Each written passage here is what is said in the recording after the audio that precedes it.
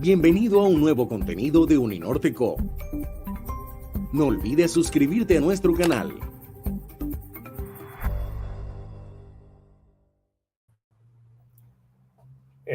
Muy buenos días a todos los que se encuentran conectados en este momento.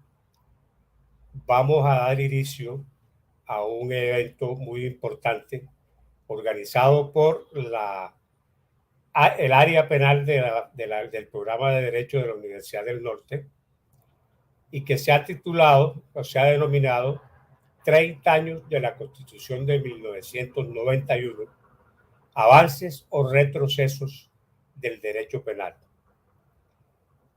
Este evento va a contar con la participación de 3 expertos en el área del derecho penal muy reconocidos, de manera pues que ellos no necesitan presentación, hoja de vida, porque ya ustedes los conocen y ya saben de las calidades que tienen y de su formación justamente en esta rama del derecho penal.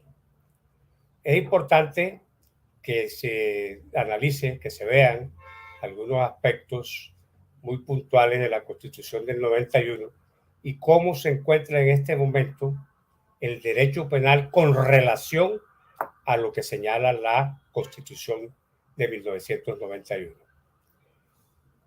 El evento va a desarrollarse metodológicamente de la siguiente forma para que todos lo conozcan y estén atentos. Cada expositor va a hablar durante 20 minutos.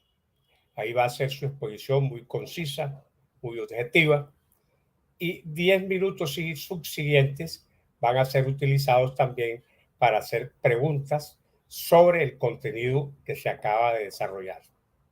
Eso se va a repetir en 3 oportunidades porque el evento está organizado de manera que nada más exista esa posibilidad, porque son 30 minutos reales para cada expositor, 20 de la charla y 10 para absorber los cuestionamientos.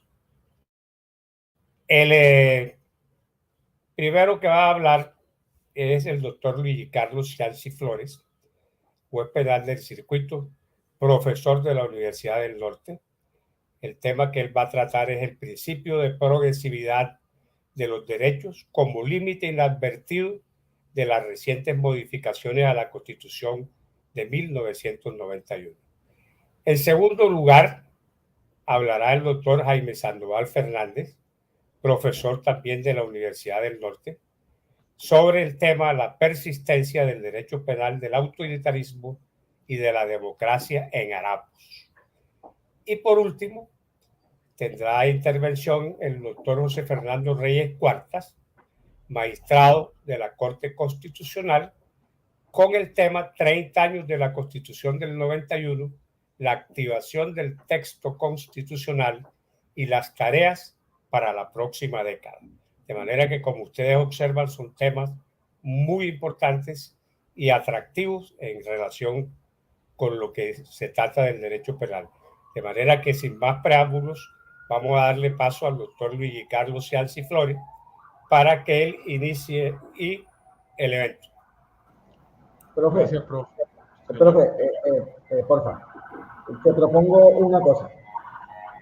Como quiera que estamos, que el profe José Fernando Reyes está en el encuentro de la jurisdicción y la idea es que tan pronto acabe allá, que debe estar ya acabando, inmediatamente entre acá. Entonces, yo lo que les propongo es lo siguiente, que comience Luigi y tan pronto entre el magistrado, que inmediatamente intervenga. Ahora, si no está, entonces sí continúo en el orden. Sí, eso lo dijimos inicialmente. Y lo segundo es lo siguiente. Yo lo que les propongo es, hagamos primero las intervenciones, ¿ya? Agotemos los 20 y una vez que hayamos intervenido, luego entonces abrimos un compás de preguntas para que no, de pronto alguien hace una pregunta que se relaciona con el otro. Entonces, mejor hagamos todas las preguntas centralizadas después de la hora de intervención, les propongo. Bueno, no, se puede ser. Lo que pasa es que como estamos pendientes del magistrado, entonces a lo mejor él necesita su tiempo y salía. Por eso pues se planteó la posibilidad de hacer las preguntas inmediatamente al el expositor termine, pero no hay problema, lo hacemos de esa manera.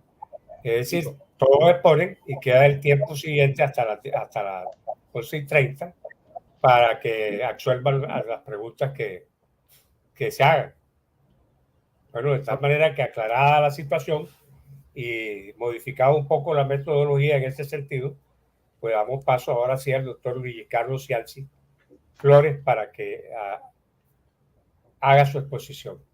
Gracias, profesor Velázquez, gracias al profe Jaime. Yo me adhiero a la metodología que ustedes consideren.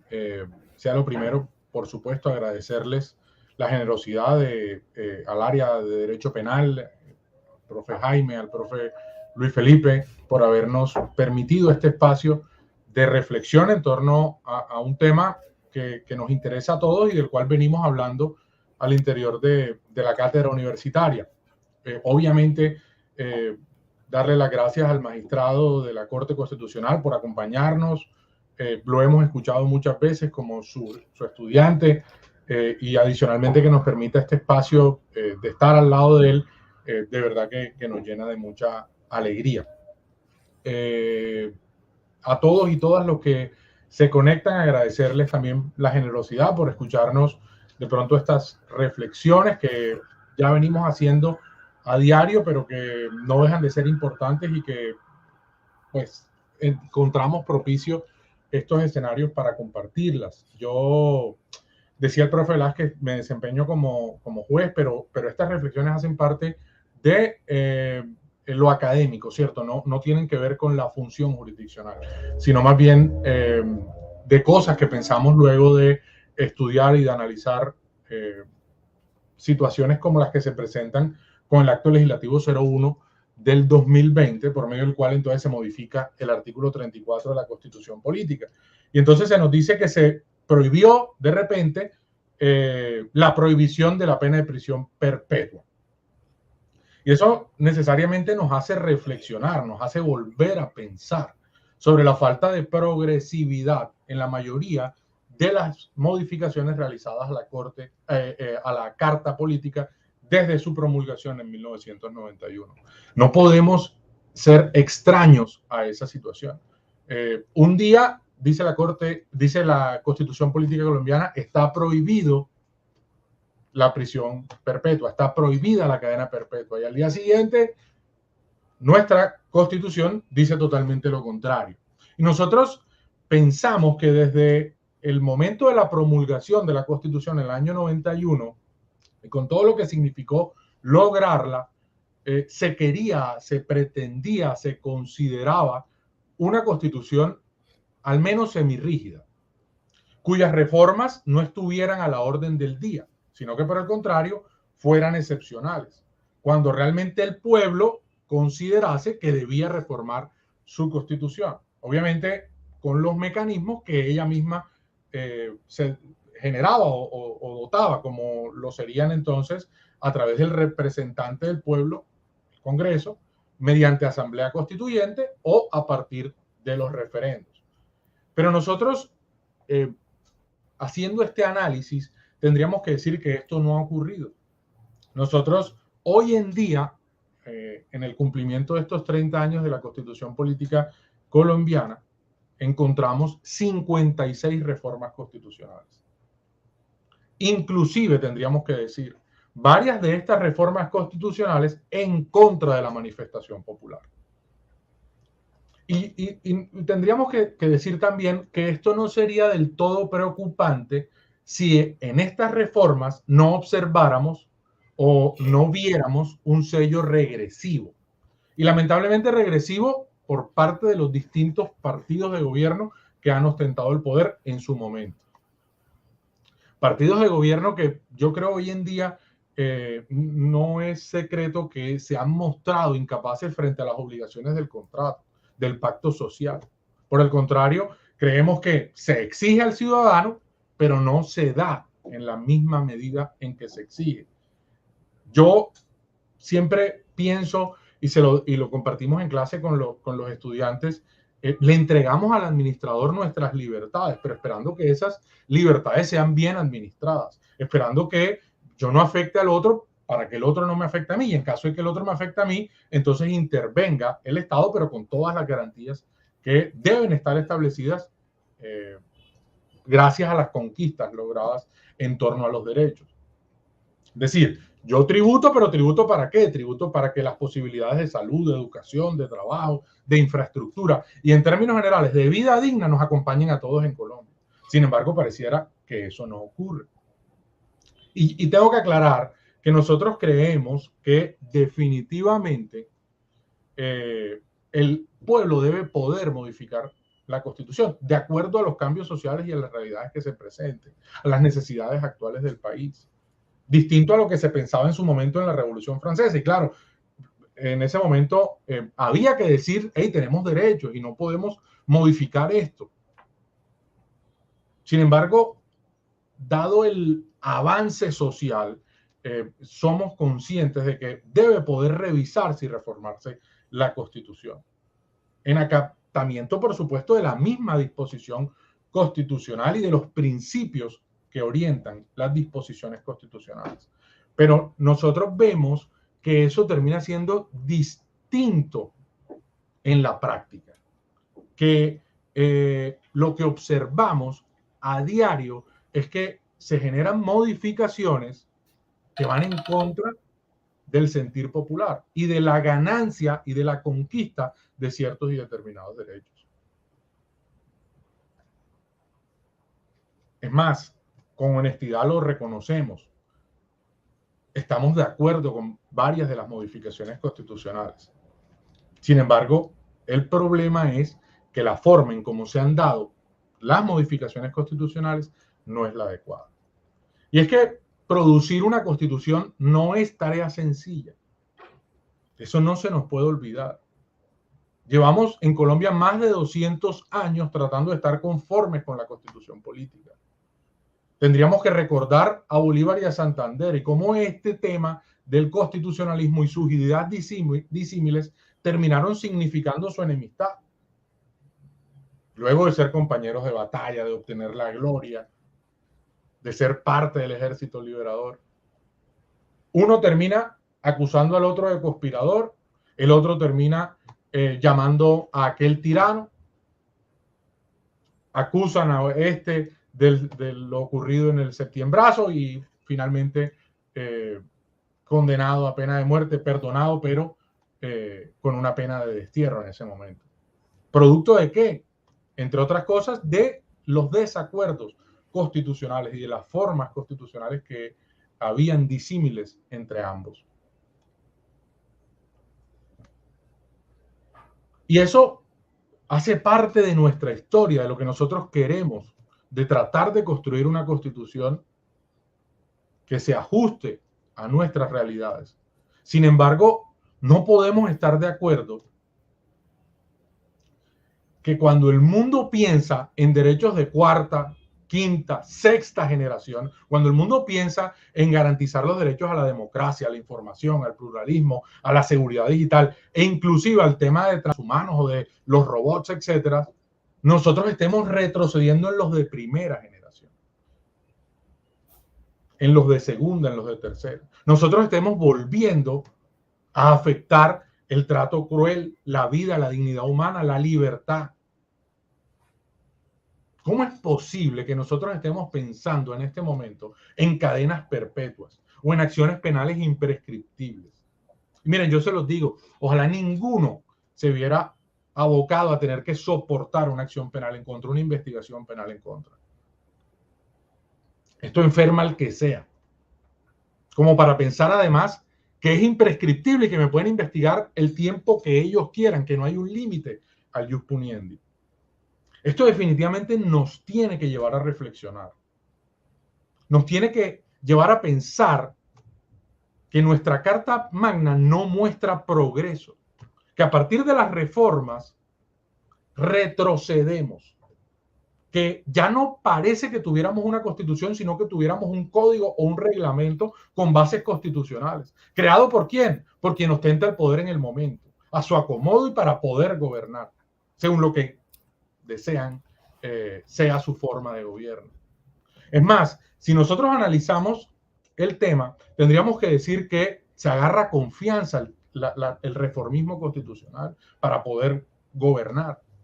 Si vemos el gobierno del 90 al 94, que es el gobierno de César Gaviria Trujillo, se expidieron 3 reformas constitucionales. En el gobierno siguiente, del doctor Samper, 94 al 98, 4 reformas constitucionales.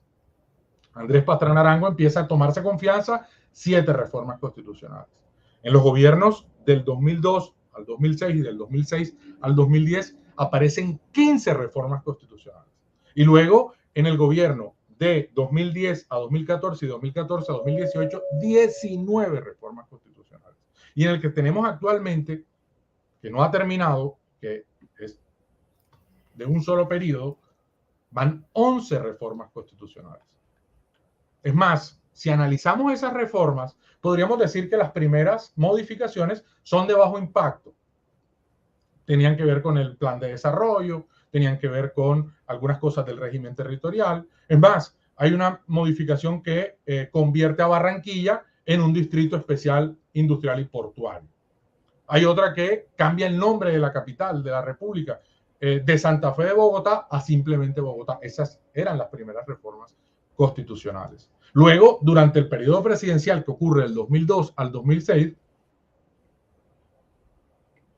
ante la derrota en las urnas de un referéndum multitemático que todos recordaremos, que obtuvo la aprobación de uno solo de sus puntos, se transforman esas intenciones reformatorias a partir del referendo en modificaciones constitucionales. En ese momento se transforma el sistema electoral, el régimen de los partidos, el funcionamiento del Congreso, con una modificación constitucional luego de que estos temas fueran vencidos en las urnas. Para esa época, además, se establece este adefesio de la posibilidad de la reelección del presidente de turno a través del Acto Legislativo 02 del 2004. Situación o reforma que fue desmontada con el Acto Legislativo 02 de 2015, pero curiosamente por quien ya había sido reelegido también. Siendo el tema de la reelección presidencial, a nuestro juicio, una de las reformas constitucionales menos progresivas en el país. Nos convertimos en un régimen presidencialista. Nos alejamos del sistema presidencial querido por el constituyente del 91. Le damos la cara al autoritarismo y sustituimos la Constitución. Afectamos la alternancia en el poder. Generamos la posibilidad de extender esta práctica reeleccionista a otros muchos cargos e instancias del orden nacional. Eso lo ha dicho la Corte Constitucional en decisiones del orden constitucional. También tendríamos que reconocer que por medio de estas reformas constitucionales se introduce el procedimiento legislativo especial para la paz, se crea el sistema integral de verdad, justicia, reparación, no repetición, se blinda el acuerdo final, se desarrolla el componente de reintegración de los antiguos miembros de la FARC al permitir la creación de un nuevo partido político con representación en el Congreso durante 2 periodos y se introducen modificaciones en el sistema de regalías que van a permitir implementar recursos por 20 años a este tema. Pero a pesar de que puede que nos guste o no esta reforma constitucional, lo cierto es que había sido vencida en las urnas. Todo esto en una muestra clara de la deformación del sistema presidencial, que acompañado de sus congresistas logra la aprobación de todas las iniciativas que se presentan, amén de haber sido derrotada en las urnas, como es el caso de los 2 referendos a los que estoy haciendo referencia, que a través de modificaciones constitucionales rescataron las ideas vencidas en el voto. Claro, esto es un franco olvido del principio de progresividad. Principio de progresividad que viene marcado históricamente desde las discusiones en torno al delito político, por ejemplo. E inclusive a partir de la evolución de los modelos del Estado. Nadie debe olvidar que nosotros venimos evolucionando en el modelo de Estado. Teníamos un Estado de Derecho. Hoy en día queremos un Estado constitucional. Y esto es producto del principio de progresividad de los derechos. No puede pensarse en retroceder en torno a derechos. No puede suceder que nosotros tengamos retrocesos en torno a la evolución de los derechos.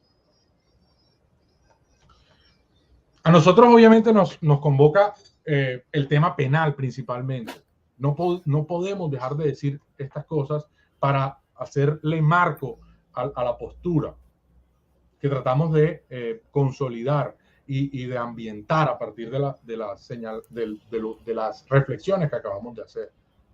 Pero es que nosotros además entonces en materia penal encontramos muchísimas modificaciones que van desde la implementación del sistema penal oral acusatorio, que dicho sea de paso no ha obtenido los réditos queridos, pasando por el tema penal militar, la intención de un estatuto antiterrorista, la extradición de los ciudadanos colombianos, la creación de salas en la Honorable Corte Suprema de Justicia y la creación de un acusador privado, hasta llegar recientemente a la intención de una prisión perpetua, de la que sabemos en este momento se dispuso la inconstitucionalidad por parte de la Honorable Corte Constitucional, esperando en este momento leer la sentencia. Vemos entonces cómo con estas modificaciones se plantea, por ejemplo, un fuero penal militar, así como que los tribunales militares sean conformados por miembros de la fuerza pública en servicio activo, lo cual creemos y hemos observado en la práctica parece que dificulta la investigación y el juzgamiento de los militares. No podemos dejar de pensar en los múltiples señalamientos que a diario se hacen en contra de la fuerza pública, ni en las declaratorias de responsabilidad que ya la Corte Interamericana de Derechos Humanos ha proferido en contra del Estado colombiano. No podemos dejar de pensar cómo en ocasiones, ante aparentes, evidentes asuntos de competencia de la penal militar, el Consejo de la Judicatura se decanta por la justicia ordinaria. Creemos pensando en que no va a ser posible resolver el tema en la penal militar.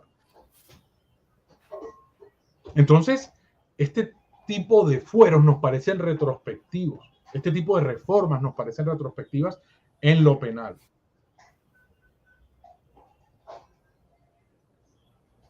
En ese orden de ideas, vemos evidente el fracaso de estas reformas. Por ejemplo, el Estatuto Antiterrorista limitaba totalmente los derechos y las garantías de las personas, ganancias obtenidas durante muchísimos años, como doctor, la libertad. Ya tiempo. Concreto en un minuto, profe. Bueno. ¿Listo? Con el Estatuto Antiterrorista entonces se suprimían muchísimas libertades que fueron, por supuesto, declaradas inconstitucionales por parte de la Corte Constitucional. Como si fuera poco, a partir de estas disposiciones legales de orden, mejor dicho, la reciente modificación constitucional trata de hacerle el 15 a las disposiciones legales que pretendían la cadena perpetua durante años. Aquí hemos hablado de pena de muerte, de castración química, hemos tenido muros de infamia.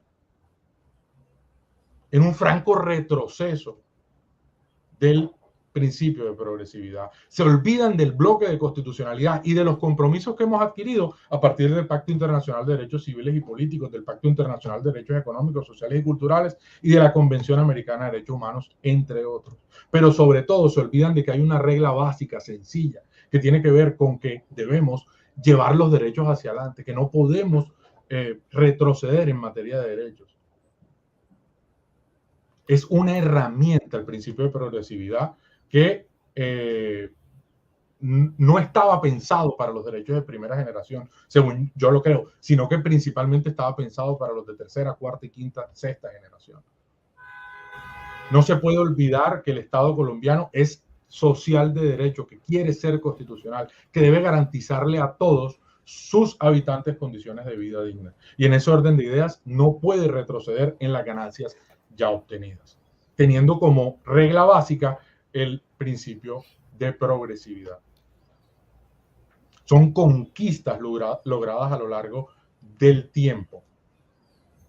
Veamos, para terminar, profe Velázquez, cómo con este acto legislativo se incluye o se genera la ley 2098-2001, que la llaman ley Gilma Jiménez, que modifica Código Penal, Código de Procedimiento Penal y régimen penitenciario y carcelario. Entre otros, el artículo 83 del Código Penal, para decir que es imprescriptible ciertas conductas punibles, olvidándose del plazo razonable, que es un límite temporal que se le impone al titular del ius puniente, un límite dogmático, teleológico que se le impone al Estado y a su expansión, que busca que no se abuse de la acción penal. Y se los digo teniendo en el despacho quién sabe cuántas miles de carpetas y siendo víctima de la prescripción de la acción penal y de las investigaciones que esto significa a diario cuando se nos prescriben las acciones penales, pero es que tiene que ser así. Para cerrar, Acto Legislativo 02 de 2009 modifica el artículo 49 de la Constitución Política y dice que el porte de estupefacientes está prohibido salvo prescripción médica. ¿Cómo hacemos para que el médico me prescriba el porte de estupefacientes cuando hay un delito como el estímulo al uso ilícito? ¿Cómo se olvida la reforma constitucional de la sentencia C221 del 94, C689 de 2002, C491 de 2002? Nosotros tenemos que seguir reflexionando en torno a esto y repito, les agradezco mucho el tiempo que me han regalado en este espacio. Les pido disculpas por haberme de pronto extendido más de la cuenta. Muchísimas gracias. Doctor Sandoval, el magistrado se informa que aún no se conecta. Entonces, para darle trámite al evento, pienso que le toca intervenir a usted. Bueno, profe, va para esa. Bueno. Listo, entonces estamos aquí, según mi cronómetro, a las 10:29, pongámosle las 10:30. Y entonces paramos a las 10:50. Listo.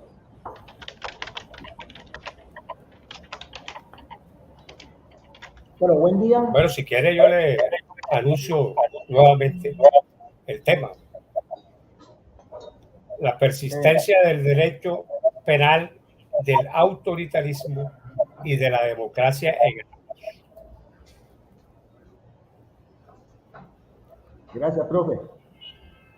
Listo. Buen día. Saludos a quienes me acompañan en este evento, especialmente al profe José Fernando, que ya está angustiado en su evento, al profe Luigi Cianci y al profe Felipe Velázquez. Saludos a los directivos de la universidad y en general a todos y todas. La ponencia, que se ha denominado de la manera como acaba de enunciar el profesor Velázquez, no por ello olvida que la perspectiva de restablecer la democracia y su profundización, desde la cual lo confrontamos, permite vislumbrar algunas señales progresivas, muy pocas, que bien podrían tomarse como puntos desde los cuales se pueda trabajar hacia el cometido de una mayor limitación al ámbito expansivo del poder punitivo. Vamos a tratar de destacar varios aspectos que queremos relevar en esta exposición y que, dada la limitación del tiempo que siempre azara y obliga, nos toca describir muy brevemente. 1. Un referente histórico y su proyección democrática. Un primer tema concierne al origen de la Constitución del 91. Hay que hacer referencia al movimiento estudiantil que enarboló y convocó a la necesidad de esa nueva Constitución, que debe ser visto como un detonante que sirvió para aglutinar a diversas fuerzas políticas y entre ellas a las que ya venían desde hace años atrás intentando desarrollar un cambio social, político, y que de ninguna manera este proceso de cambio se puede reducir solamente al último periodo de la Constituyente. Comparto en esto la visión del magistrado de la Corte Constitucional, Jorge Ibáñez, quien en un video de amplia difusión considera que por lo menos habría que referirse a todo el periodo que inicia desde 1976. Pero yo creo que hay que irse un poco más allá hasta el movimiento estudiantil de 1971. Y ello porque es en ese movimiento donde hay una confrontación directa en las luchas sociales al Estado y los sectores hegemónicos del poder por un cambio revolucionario. Se trataba de cambiar ese Estado por otro con orientaciones distintas. Y no obstante que haya sectores de ese movimiento que se orientaban a un cambio por la vía electoral, ilegal. Otros sectores numerosos se definían por la abstención electoral y el cambio por la confrontación. No era lo constitucional el cometido central de ese movimiento. Mientras que en el relato que se hace de 1976 en adelante, hay toda una presión del cambio de lo constitucional que facilitara el acceso a otras fuerzas políticas alternativas dentro de esa democracia, permitiera la protección de derechos y creara instituciones que materializaran esa otra visión, que va incidiendo en una manera distinta de plantearse las transformaciones. Y lo que se va viendo en el desarrollo de ese movimiento o movimientos de cambio social es que cada vez más el discurso del restablecimiento de la democracia y de su profundización, permitiendo que nuevas fuerzas políticas se conviertan en opción de gobierno y poder, va teniendo cada vez más adeptos. Y en eso estamos. Apunta a la capacidad de reforma, restablecimiento de la democracia y su profundización. De Estado liberal, social, de derecho, hacia el Estado constitucional de derecho, molde al cual se orienta nuestra Constitución. No en la toma, destrucción del Estado y reemplazo por otro Estado revolucionario. Pero que tampoco riñe con la otra visión en cuanto a que un mayor grado de desarrollo de la democracia y la educación política puede dar cabida a la construcción de formas más avanzadas de la democracia. Y por consiguiente, cada vez toma más fuerza la necesidad de unar esfuerzos en torno al restablecimiento y profundización de la democracia.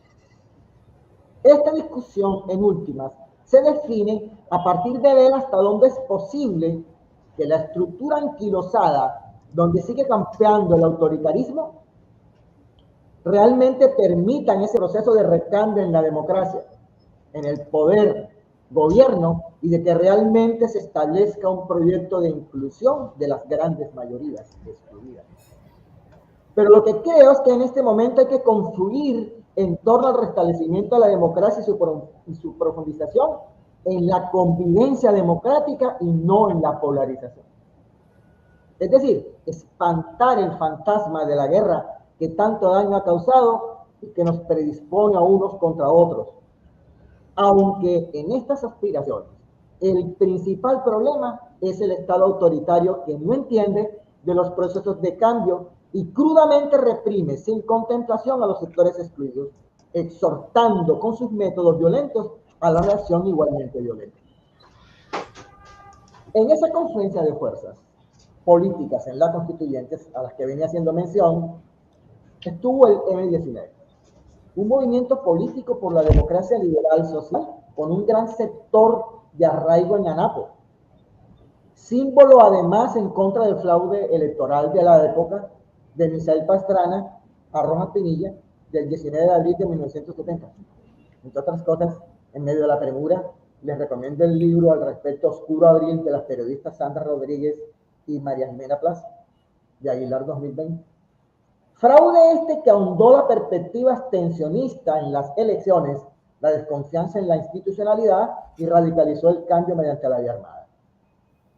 Sin embargo, años después, este movimiento decide entregar las armas y articularse a la institucionalidad, desde la cual se plantearían las transformaciones sociales por la democracia. Viene entonces la amnistía y el vuelco a la política electoral, y en ella la necesidad de construir un marco jurídico constitucional que lo permitiera. Finalmente, Antonio Navarro, en representación de ese movimiento, estará entre quienes presiden la constituyente.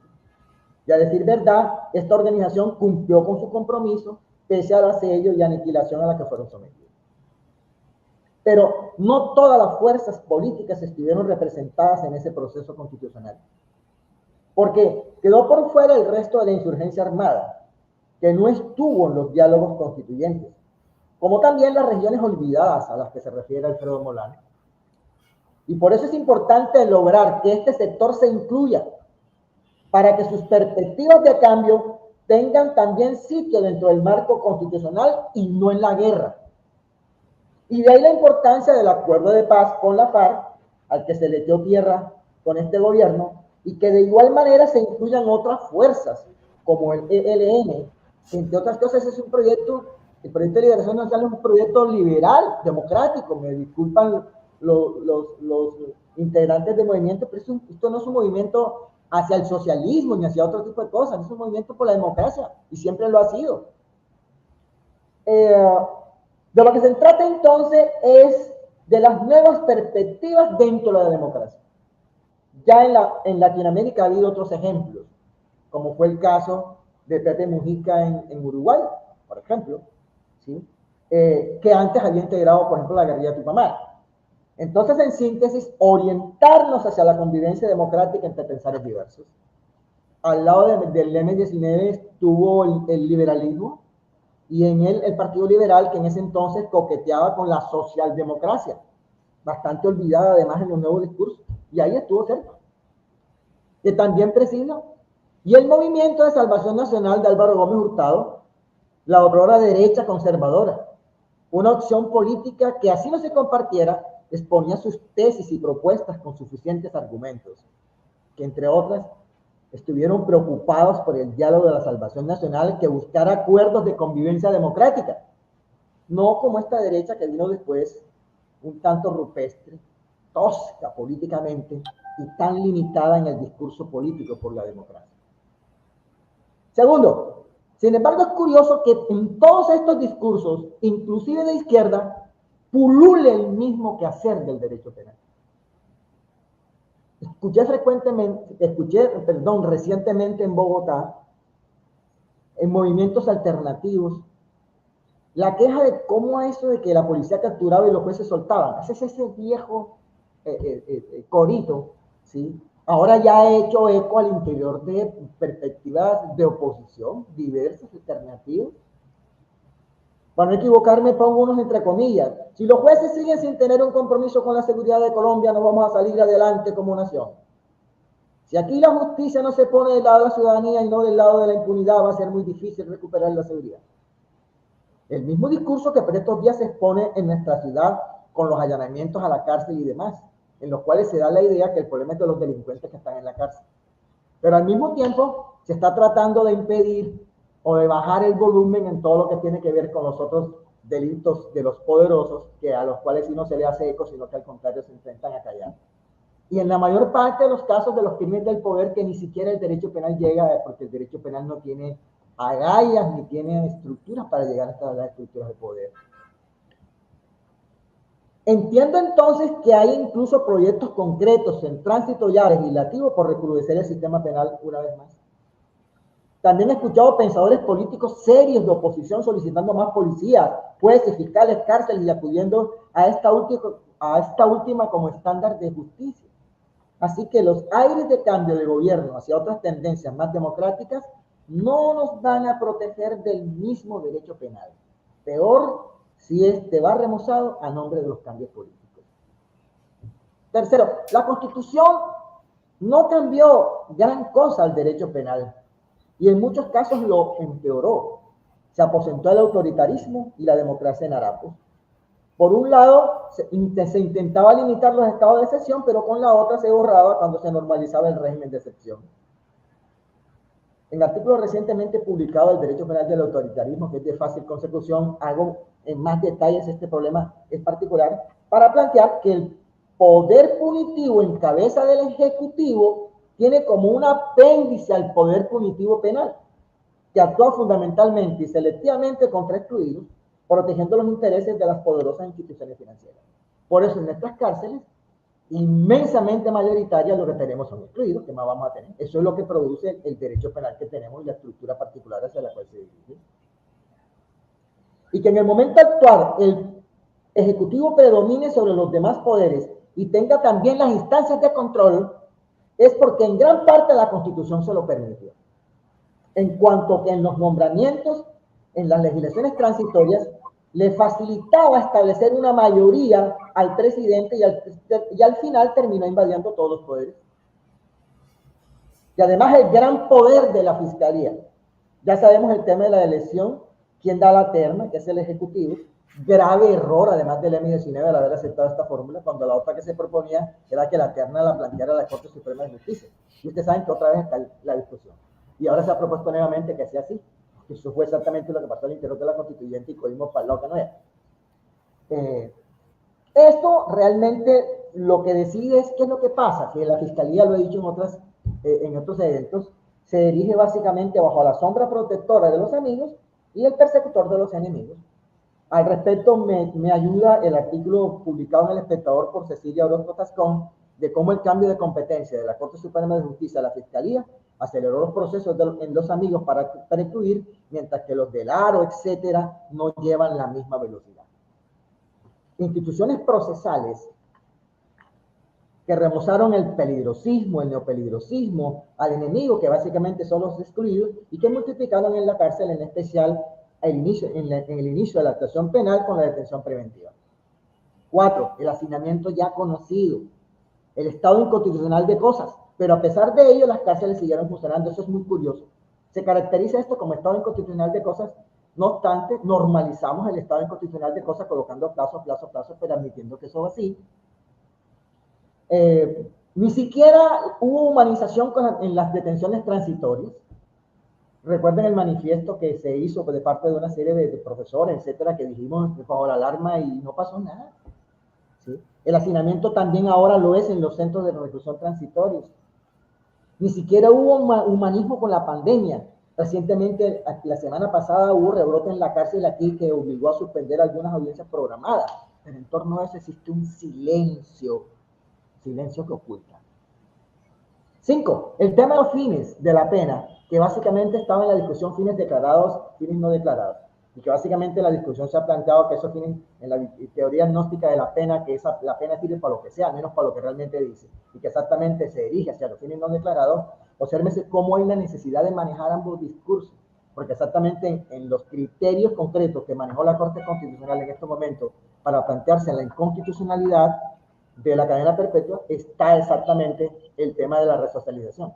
Claro que con esa vía, si fuéramos más progresivos, tendríamos que prohibir todo lo que se llama pena privativa de la libertad, porque todas las penas privativas de la libertad son incompatibles con el principio de la dignidad del ser humano, y además, si la cárcel no resocializa, entonces ¿para qué se utiliza? Entonces, ojalá y fuéramos consecuentes con ese principio, no solo para esto, sino que lo extendiéramos.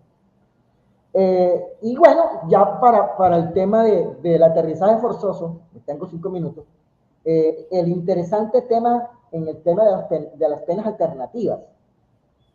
Y tomo como, por ejemplo, el acuerdo de paz en el que establece unas penas no privativas de la libertad distintas a la cárcel. Y todo este escándalo que se ha armado, que cómo así, porque existe la visión de que si no hay penas privativas de la libertad, entonces tenemos impunidad. Y eso es lo que el profe Jesús Antonio Muñoz ha llamado el efecto no declarado de la pena, mediante la cual se crea un sentido, hacer creer a la gente que lo que no tiene privación de la libertad, entonces no es una forma adecuada de intervenir políticamente y por consiguiente es impunidad. Y yo agrego, peor aún, pensando que eso es una forma de solución. ¿Qué forma de solución va a ser la cárcel y qué forma de solución va a ser, y sobre todo en estos casos de índole político, qué va a hacer la cárcel en esas cosas? Ya antes había cosas interesantes, por ejemplo el tema del trastorno mental transitorio del 75 del Código Penal, que conlleva en esos casos no imposición de penas.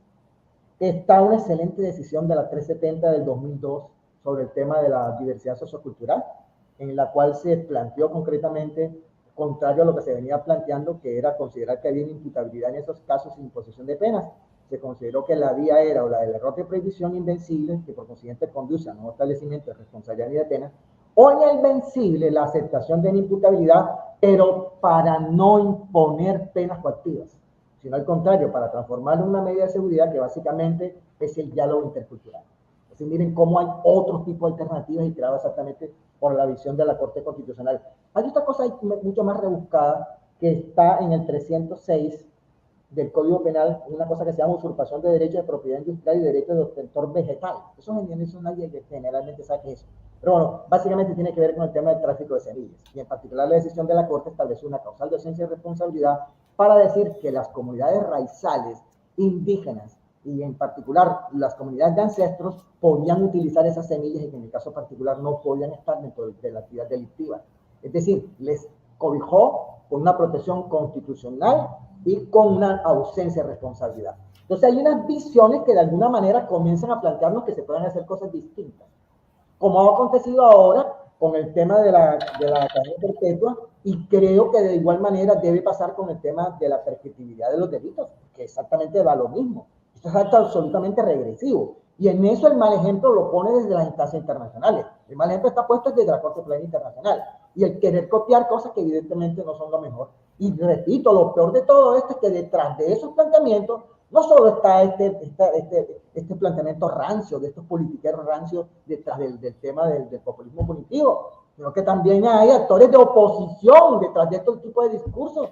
Ya, repito, es que lo que nos viene, lo que tenemos encima es que seguimos utilizando el mismo derecho penal, no importa qué alternativa sea de oposición o no de oposición. Yo creo que entonces esas perspectivas concretas están en tratar de limitar, de lograr instituciones, y creo que mínimamente en estas que hay son muy pocas, como estoy mencionando, pero sí hay algún tipo de perspectivas para limitarlas, y en ese sentido es que debemos inscribirnos. Es decir, son dos cosas centrales. Lo que planteaba en el artículo, que es, primero que todo, una lucha por la transformación, por la recuperación de la democracia y su profundización. Y en ella, de una lucha sin par en contra del autoritarismo, no importa de qué sector venga, de derecha, a la izquierda, de la mitad o en el techo. O sea, una lucha contra la concesión de autoritaria. Y la segunda cosa, seguir repensando el derecho penal, porque ese debate no nos quita lo otro. Porque perfectamente cualquiera de esas perspectivas puede seguir utilizando el mismo derecho penal del autoritarismo, que básicamente es un derecho penal que se ejerce sobre estudios. Muchísimas gracias a ustedes. Sí, creo que estoy dentro de un minuto menos del tiempo y les agradezco mucho. Sí, señor, usted muy cumplido. Le faltaron 1 minuto 33 segundos para el tiempo. Muy bien. Aún no se ha conectado el magistrado. Bueno, yo quisiera que entonces, mientras el magistrado se conecte, ya lo voy a llamar, entonces, y comencemos a conversarnos algo con el auditorio sobre los temas Exactamente, vamos a... Y mientras vamos contactando al magistrado. Vamos a pasarle unas preguntas para aprovechar el tiempo. Aquí hay una pregunta que hace Pamela Gómez. Dice, de cara a la percepción de descomposición de nuestra sociedad, ¿cuáles son los retos u oportunidades del derecho penal para dar respuesta ante un conglomerado que siente que la justicia no es suficiente? Queda abierta la pregunta. ¿Quién la quiere contestar? Bueno, yo me la compro enseguida. O sea, estaba en la última parte de lo que planteaba. Quizá cuando se hizo la pregunta no había terminado la última parte mía. Yo creo que esto tiene que ver con dos perspectivas. Tiene que ver con una perspectiva que es la perspectiva de confrontación dentro de la democracia. La necesidad de plantearnos que no podemos seguir con ese tipo de perspectivas autoritarias en interior del ejercicio de los poderes distintas de democracia. Profundizar la democracia en otras cosas, y eso significa de alguna manera una deuda que también tenemos de tipo constitucional. Pero lo otro es la necesidad de abrir el conjunto de debates que hemos abierto. Recuerden que cuando comenzó el tema de la cadena perpetua y se cerró el tema de la cadena perpetua, abrimos foros, planteamos discusiones, etcétera, en contra de eso. ¿Ya? Y que precisamente si la prédica es de lograr educarnos en la convivencia, deben ser los debates, la confrontación de ideas, las que nos permitan ir encontrando cosas en el camino. Y yo creo que en eso, lo que el profe Luigi hablaba sobre el tema del principio de progresividad es muy, pero muy importante. Porque iremos logrando cosas en esa democracia, en esa profundización, que de alguna manera son una especie de niveles, y que esos niveles no deben ser desconocidos luego con la posterioridad.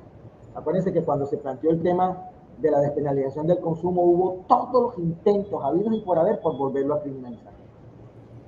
Y todavía se sigue con eso, ¿sí? Tratando de criminalizarlo. Pero eso no se puede. ¿Por qué no se puede? Porque el principio de la progresividad lo impide. No solamente porque la jurisprudencia constitucional lo cerró, sino que conceptualmente, en pos de la democracia, eso no puede hacer. Yo creo que hay otras cositas que ya tendremos oportunidad en otros foros de discutir. Yo creo que el tema tiene que ir más allá del consumo. el tema tiene que ver con el proceso de discusión sobre la legalización del tema de las drogas y que incluya no solamente el tema del consumo, sino también el tema del tráfico. Pero prefiero que eso lo tratemos en otro espacio un poco más abierto. Pero contestando particularmente la pregunta, hay que verlo en dos aristas. Una arista política, de cómo tenemos que profundizar al interior de la democracia, ¿ya?, hacia formas reales de democracia y no frente a esta democracia en harapo, pero por lo otro también reflexionar hacia un derecho penal que permite establecerle límites. No soñamos con que el derecho penal sea bueno, porque el derecho penal no puede ser bueno por su propia naturaleza, pero sí de que de alguna manera intentemos establecer unos niveles de límites, y yo creo que la Corte Constitucional en estas decisiones que nos está dando, nos está planteando una forma de limitación, y eso es lo que nos plantea una manera también que diferencia los conceptos de dictadura con los conceptos de democracia restringida o en harapo. Nosotros tenemos una democracia restringida y en harapo, no tenemos una dictadura, ¿ya? Y diferencias, por ejemplo, esto, el que a pesar de que uno piense que el Ejecutivo se tomó todos los poderes porque se los tomó todos, sin embargo, en momentos determinados, en que instituciones como la Corte Constitucional le pone un límite y le dice, no, esto no puede hacerse porque eso atenta contra la estructura de la Constitución y por consiguiente el legislador no puede meterse.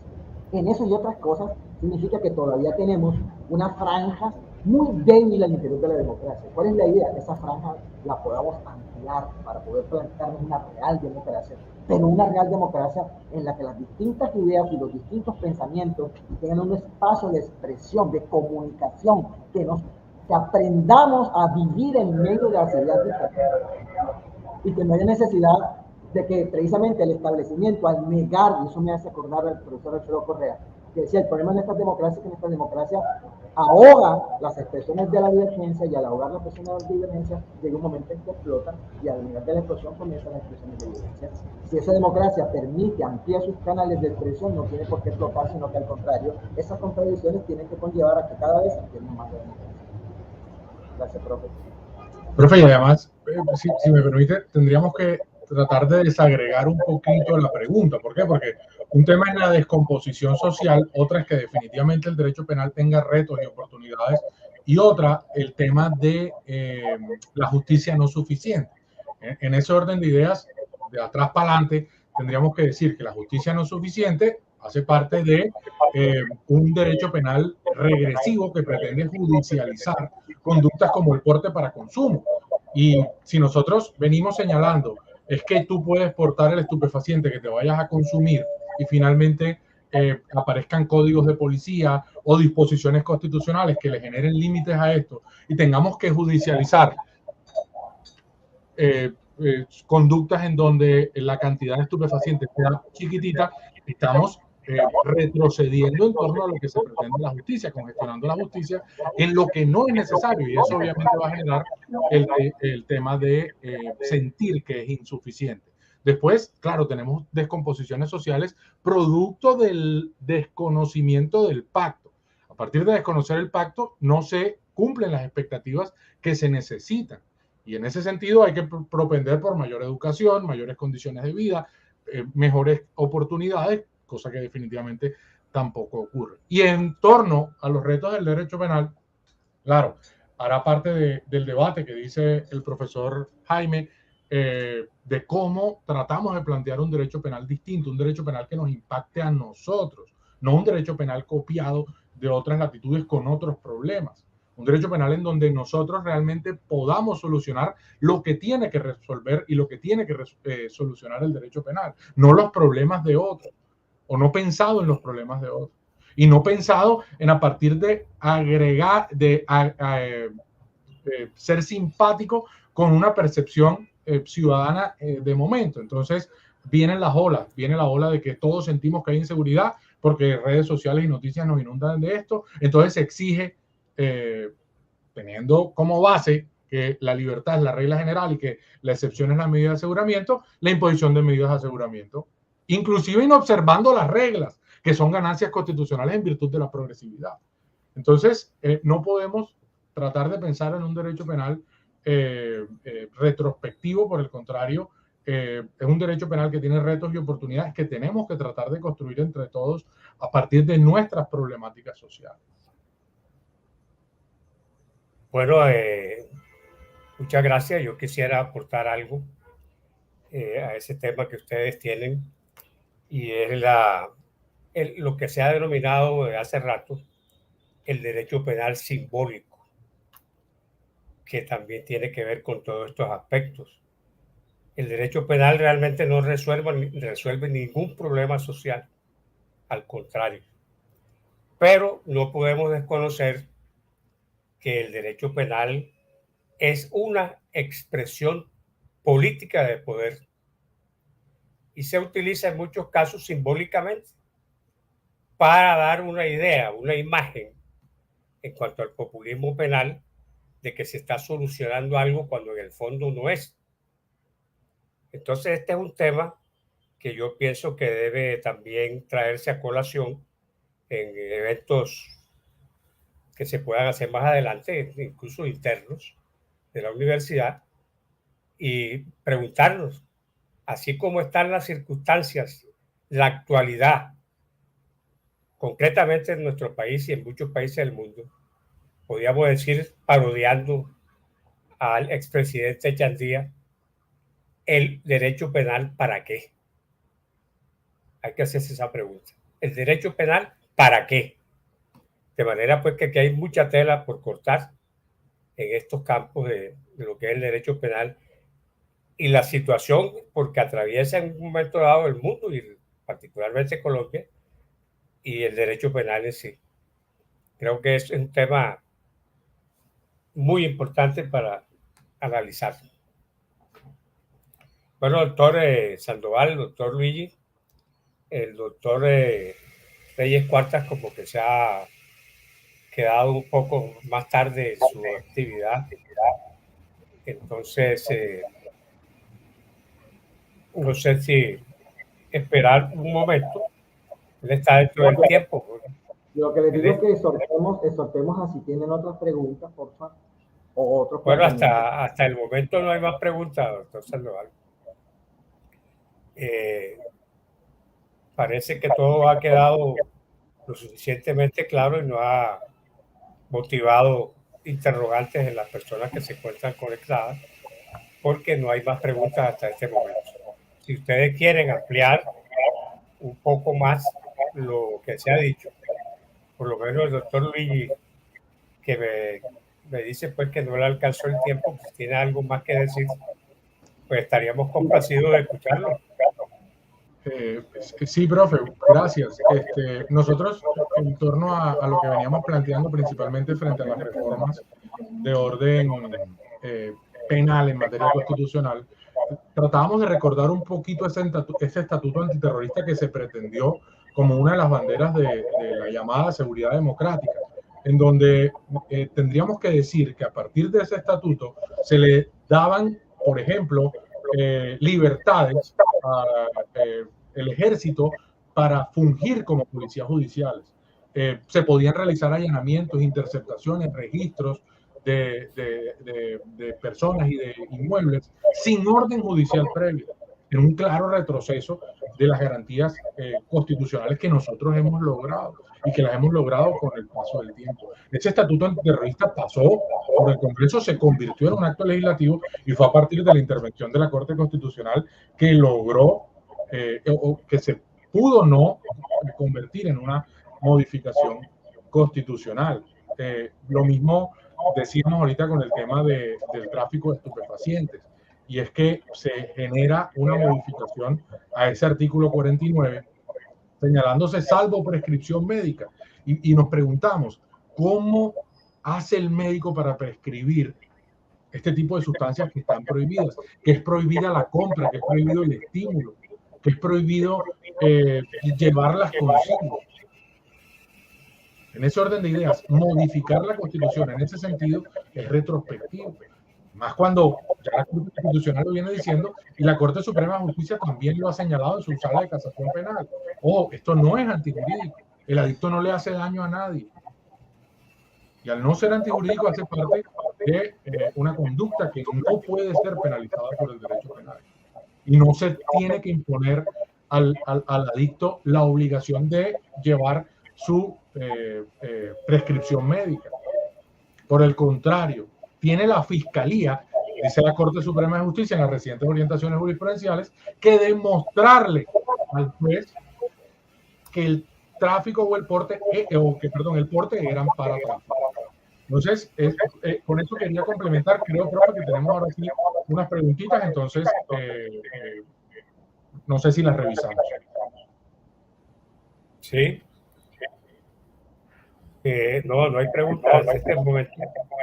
No existen preguntas de las personas conectadas. Hay otra preguntita aquí. Vamos a tamizarla para pasárselas. Bueno, aquí hay una pregunta que hace Miguel Ángel Mendoza. Dice, entonces, ¿en qué medida se podría materializar la reducción del derecho penal cuando la voz popular se encamina en el sentido contrario? Bueno, dejo a opción de los expositores si quieren contestar ese punto que es interesante.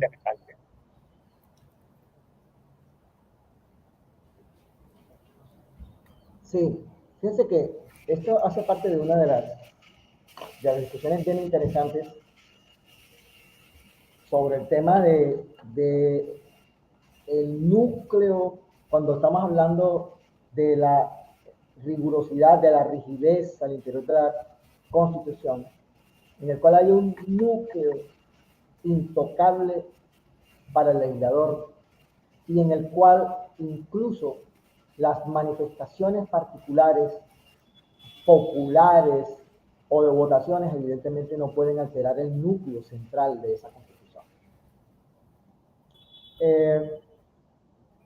Uno se va al tema de la voz de lo popular. Miren que este tema es bien interesante porque nos plantea también una discusión con muchos compañeros y compañeras queridas que se inclinan a la visión del abolicionismo. Y exactamente lo que les ha planteado autores como por ejemplo Zaffaroni, dice es que el problema es que la época, el momento no es para eso. Y no es para eso, porque al contrario, las formas mediante las cuales se intenta sustituir ese derecho penal son formas todavía más irracionales y más bárbaras. Quisiéramos que esto fuera superado, pero a partir de unas propuestas concretas, civilizadas, que intenten ser propuestas democráticas. Exactamente lo que existe es lo contrario. Ahora en estos días que todo es video y por consiguiente todo se sabe, ¿sí? Antes no veíamos por video, pero nos inventamos. Ahora la inventiva está limitada porque tú estás en videos.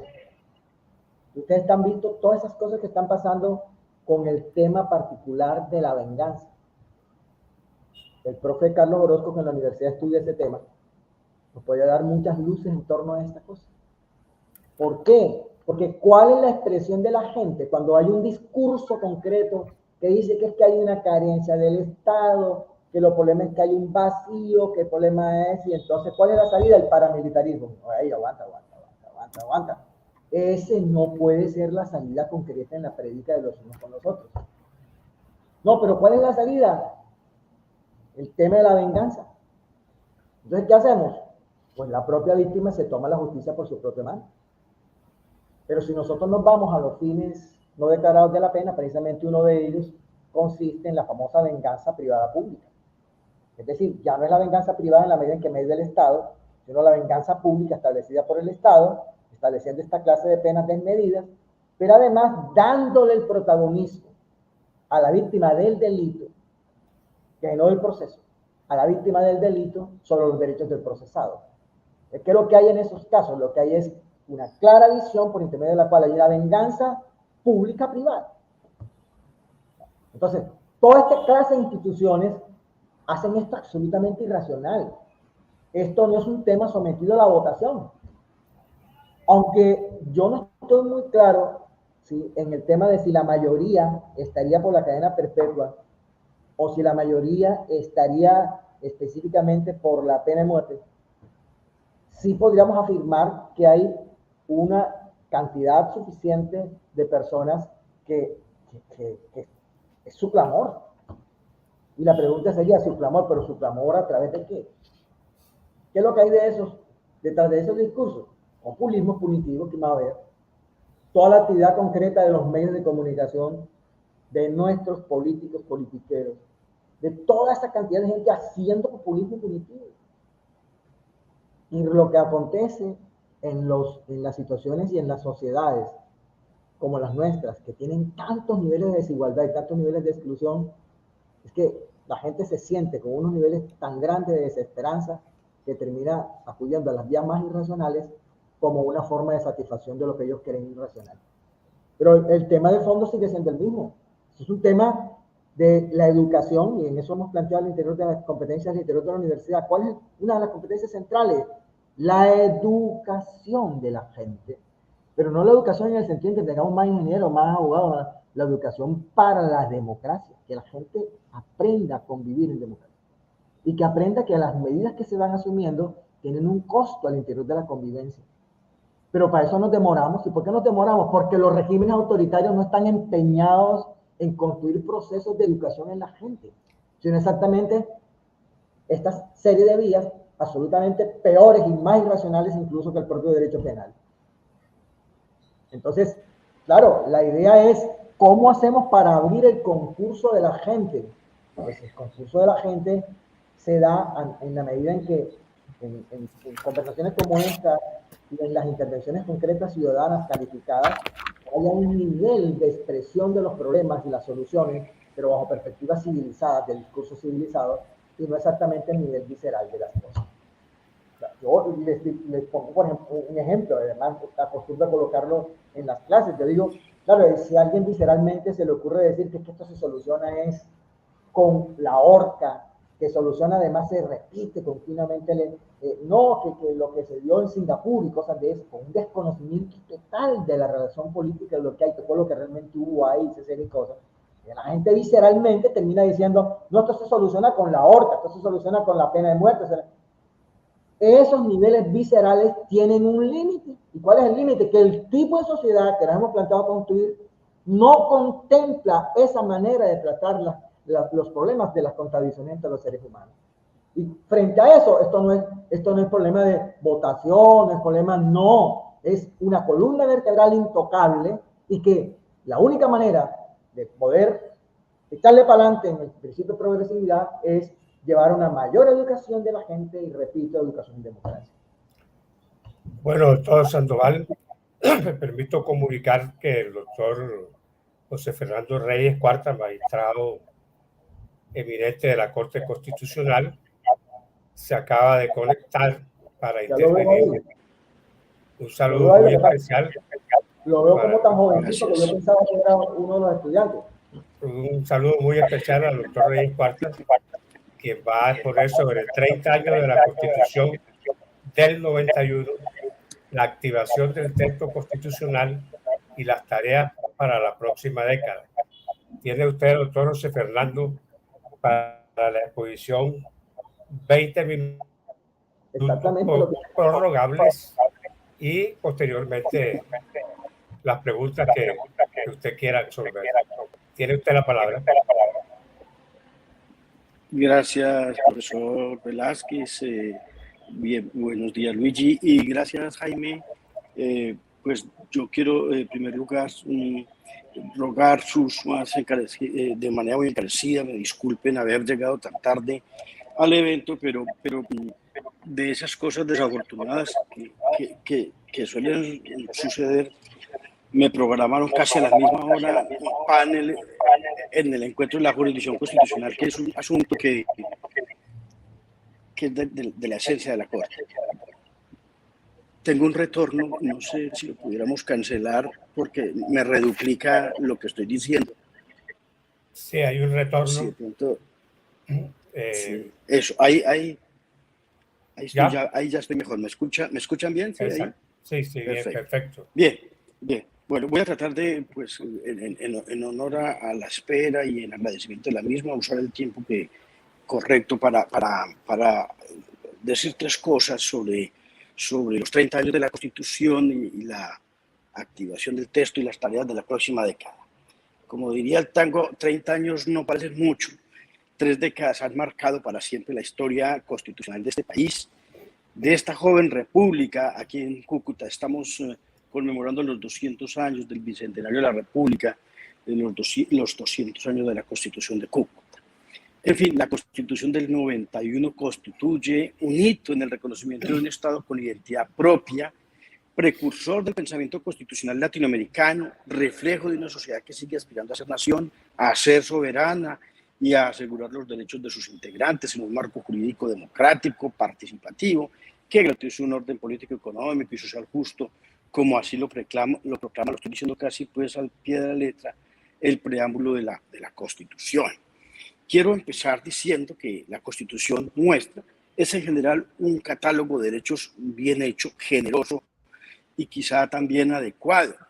Claro, hay algunas encuestas que nos dicen qué tanto hemos podido volverla a la Constitución, a veces no son tan optimistas, pero digamos, estamos en ese sendero. Ha sido esta Constitución un referente para otros procesos constituyentes del mundo y se aleja de la idea del nuevo constitucionalismo latinoamericano que tantos problemas ha causado, por ejemplo, en Bolivia, en Nicaragua, en Venezuela.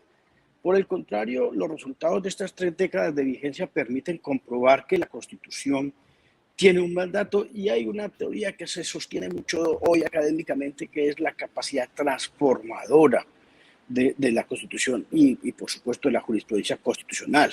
Se trata de procesos lentos, pero que como los aluviones también modifican a las sociedades. La generación que presenció el ocaso de la Constitución del 86 pudo comprobar varias transformaciones. Quienes han nacido con la vigencia de la Constitución del 91 reconocen una nueva cultura constitucional en el texto ahora vigente. Quiero hacer un muy breve balance de los 30 años de la Constitución y espero que esta visión pueda enriquecer y ofrecer algunas visiones y perspectivas sobre la misma en el contexto del futuro. Lo primero que hay que destacar es que esta Constitución es fruto de una asamblea constituyente participativa.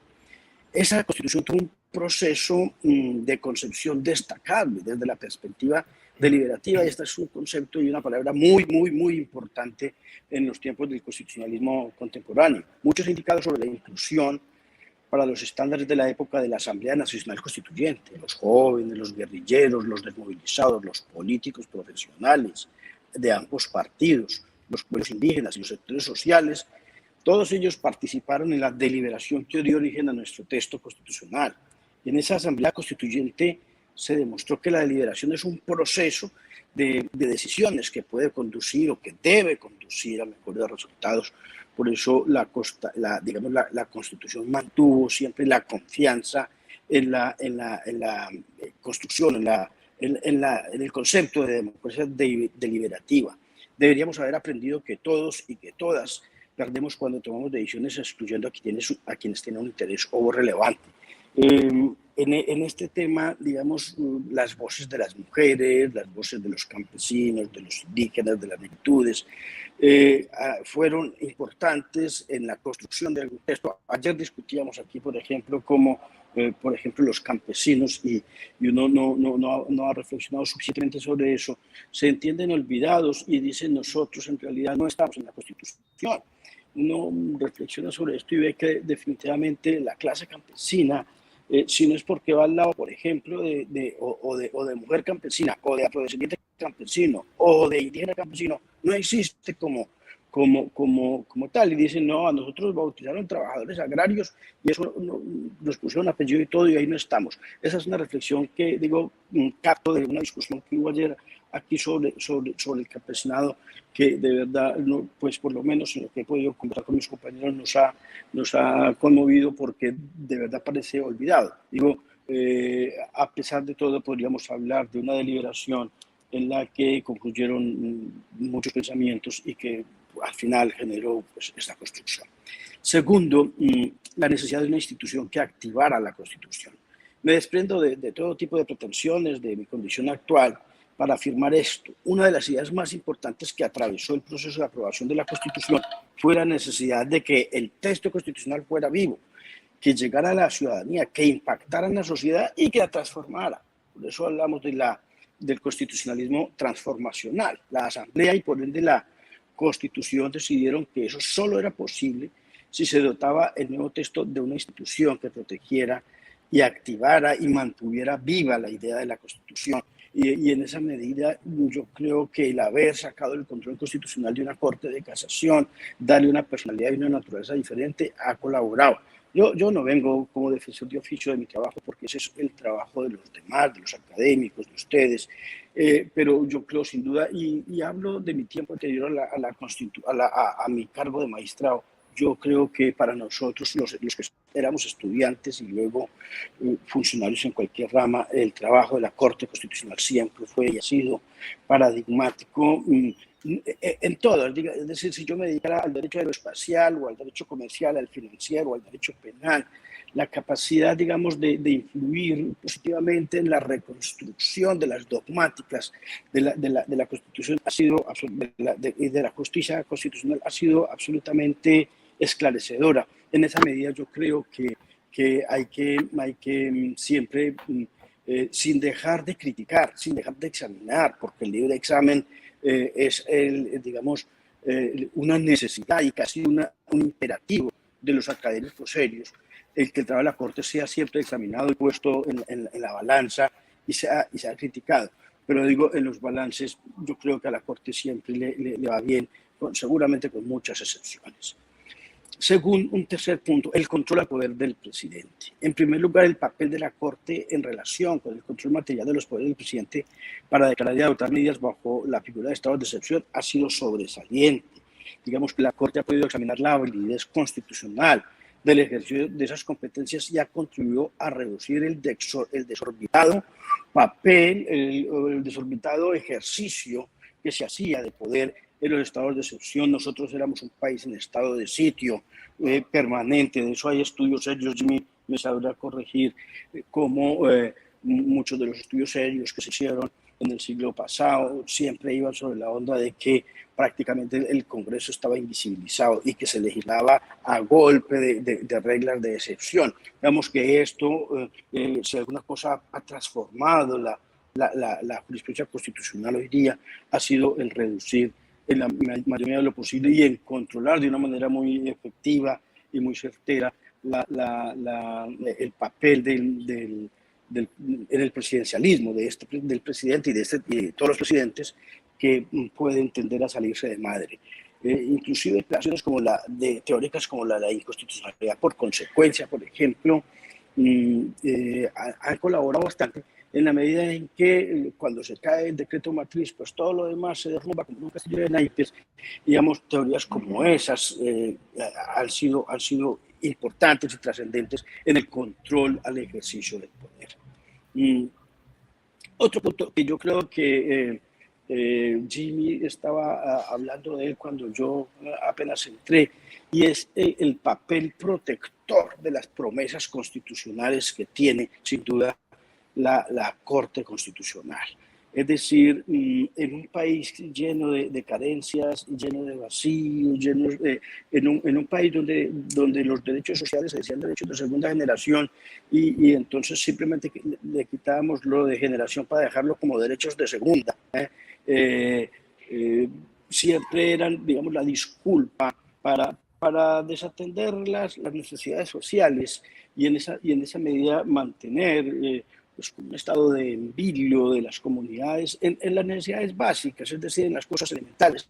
Jimmy resaltaba algo que siempre él y yo hemos conversado y que yo creo que es un lugar común hoy día y lo ha sido siempre, y es el de que la mejor política criminal es una política social y el ofrecimiento y la satisfacción de necesidades básicas.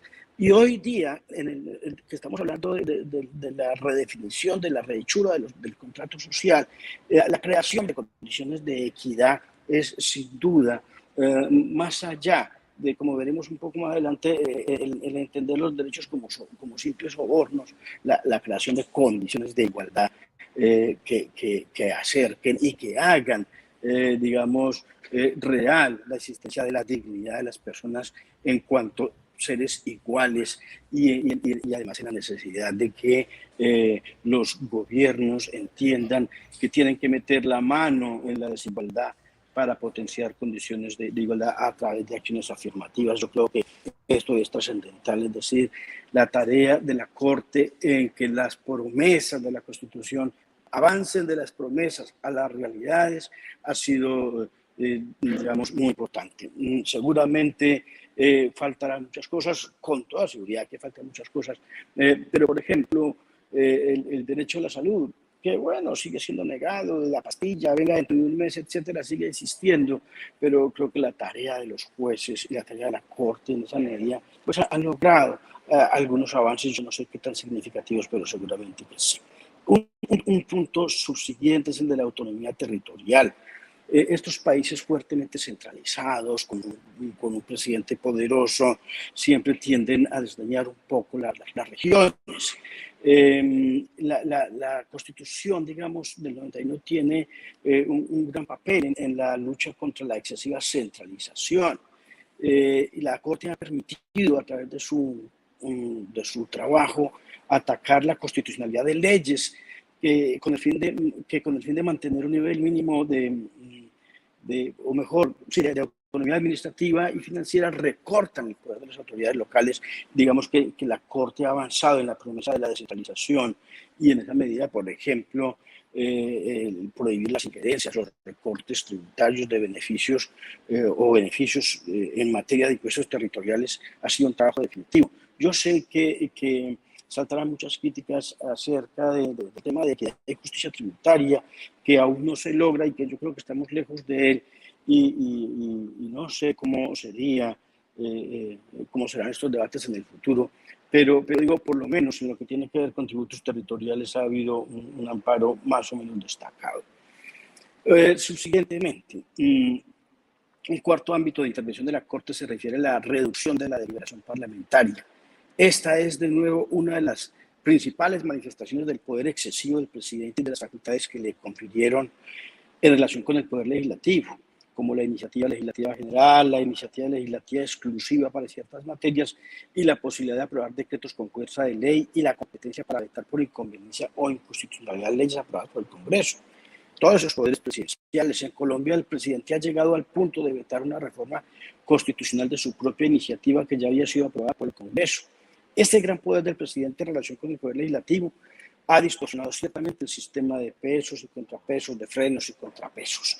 El contexto colombiano de la relación entre el presidente y el Congreso se puede describir bajo la idea de que existe una tendencia a pretender cooptar al legislativo por el ejecutivo a partir de una construcción de mayorías parlamentarias más un poder de iniciativa legislativa, logrando de esa manera sacar adelante sus propósitos sin mayor deliberación. Esto es muy preocupante porque existe un alto déficit de control político. Ustedes vieron que toda la legislación de la pandemia prácticamente se discutió virtualmente, que se hicieron actos legislativos virtuales, que se hicieron leyes estatutarias virtuales y que la verdad esto debilita muchísimo las necesidades de deliberación que todo propósito legislativo tiene. Es una lástima, y con esto también hablaba con el profesor Jimmy, perdónenme tanto las referencias personales, pero pues la amistad de tanto tiempo nos ha permitido también navegar por tantos temas, y digo, la forma como el poder político se ejerce por el presidente a través de la cooptación de los parlamentarios y de las fórmulas que ahora llaman mermelada, pero todas las demás, pues han generado una casi inexistente control político en muchísimas materias, y esto es bastante preocupante. Digamos que el trabajo de la Corte ha sido pues muy puntual y muy vigilante. Sin embargo, por ejemplo, cuando uno plantea la necesidad de deliberación de calidad, la jurisprudencia de la Corte dice que la calidad de los debates no es un asunto de control constitucional. Seguramente que eso es correcto, pero en todo caso es preocupante. Lo digo porque en varias ocasiones simplemente este ha sido un tema de mi preocupación personal. ¿Qué más cosas tenemos por aquí? Bueno, la paz como aspiración y como realidad en construcción.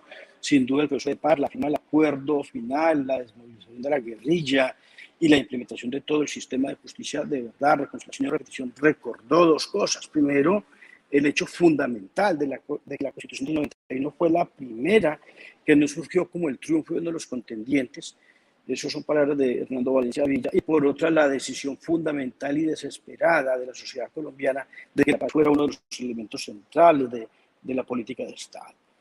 Los resultados de la Constitución del 91 en este aspecto son esencialmente controvertidos y constituyen uno de los más profundos desacuerdos sociales contemporáneos en Colombia. Sin embargo, se puede afirmar que la Constitución creó un ecosistema favorable para que mediante ensayo y error se persiguiera un equilibrio social en el que las diferencias políticas y los reclamos sociales se canalizaran por diferentes vías a la Fuerza Armada. Aquí la Corte también intervino, y desde el proceso de paz con las autodefensas hasta el marco jurídico para la paz y el acuerdo de paz, la Corte ha mantenido, digamos, ese mástil absolutamente izado, y es que la paz no se puede obtener por cualquier medio o con la negación de los derechos de quienes más han sufrido las consecuencias del conflicto.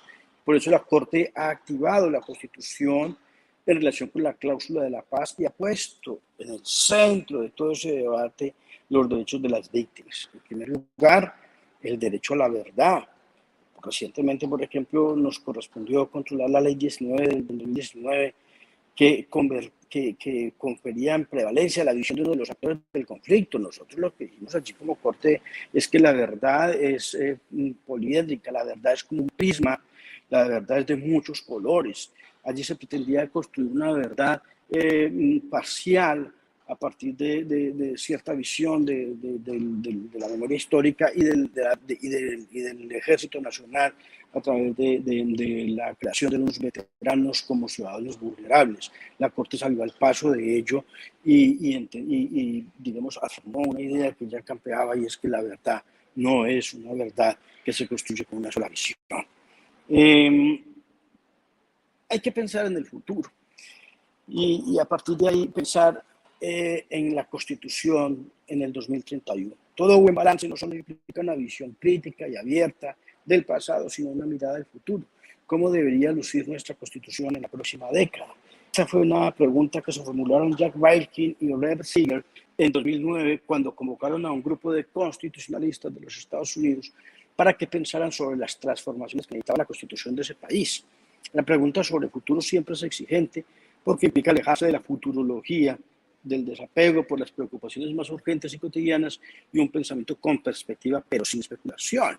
Digamos, optimista sí, pero sin exageración. Asimismo, es necesario evitar los lugares comunes. Uno siempre se siente tentado de decir que la tarea es dejar una mejor sociedad a las futuras generaciones, controlar la emergencia climática, enfrentar los retos de las nuevas tecnologías. Bueno, ahora las visiones sobre la migración, las visiones sobre las minorías, la inclusión, los derechos que están en construcción, derivados de las nuevas tecnologías, etc. Desde la perspectiva estructural, creo que uno de los cambios fundamentales que requiere la Carta es superar la fase aspiracional o de implementación básica. La información disponible sobre el índice de cumplimiento de la Constitución del 91 coincide con las dimensiones desproporcionadas de la distancia entre las promesas constitucionales y la vida de las personas. Solo el 7% de la población considera que la Constitución se cumple mucho. Esto es decepcionante. El 67% considera que se cumple de manera apenas aceptable. Y el 26% dice que no se cumple nada. Quizá el centro del análisis habría que ponerlo en esa cuarta parte de la población encuestada que nos muestra un pesimismo constitucional y casi que hemos perdido el tiempo estos 30 años. Se podría afirmar que solo una élite siente que la Constitución impacta su vida diaria, su vida cotidiana, pero la mayoría observa eso como un bello arcoíris que se extiende en un horizonte muy lejano sin esperanza de concreción. Hay que abandonar la idea de los derechos como soborno. La superación de esa fase inicial implica un compromiso conjunto del Estado por avanzar de manera decidida y sostenida con la optimización de las promesas constitucionales. Los ciudadanos están cansados de que se incluyan generosos derechos en las constituciones y las leyes, mientras que las instituciones encargadas de satisfacerlos se diseñan y funcionan de manera que los derechos nunca serán efectivos. Parecen pensadas, instituciones pensadas para que no funcionen, que eso es un término, Jimmy, un giro muy común de la criminología. cosas pensadas para que no funcionen. Como dice la profesora australiana Rosalind Dixon, los ciudadanos entienden que los derechos son una especie de soborno, pero se entregan a cambio de que acepten que las cosas se mantengan incólumes, es decir, como una especie de mermelada para que aguantemos el statu quo. Y por eso el tema de subsidios y todos estos temas pueden ser importantes, pero en realidad un tema como el ingreso mínimo vital puede mostrar una comprensión más seria de los derechos más allá de subsidios que, digo, se leen a veces como sobornos. Todos los poderes del Estado deben tomarse los derechos en serio para parodiar las palabras de Ronald Dworkin. Todos los poderes se deben tomar los poderes en serio y que no es suficiente con que uno de los poderes lo haga, como podría ser solo la Corte Constitucional, con todo lo que de su trabajo también es criticable. Si eso no cambia, me temo que cuando volvamos a hablar de esto en unos años, volveremos sobre los avances de la Corte, los límites de la protección judicial y las tareas pendientes, pero no tenemos un grado siquiera aproximativo digamos, a un estado de verdad en el que los derechos tengan una satisfacción, siquiera fuera en niveles aceptables de generalidad y de inclusión.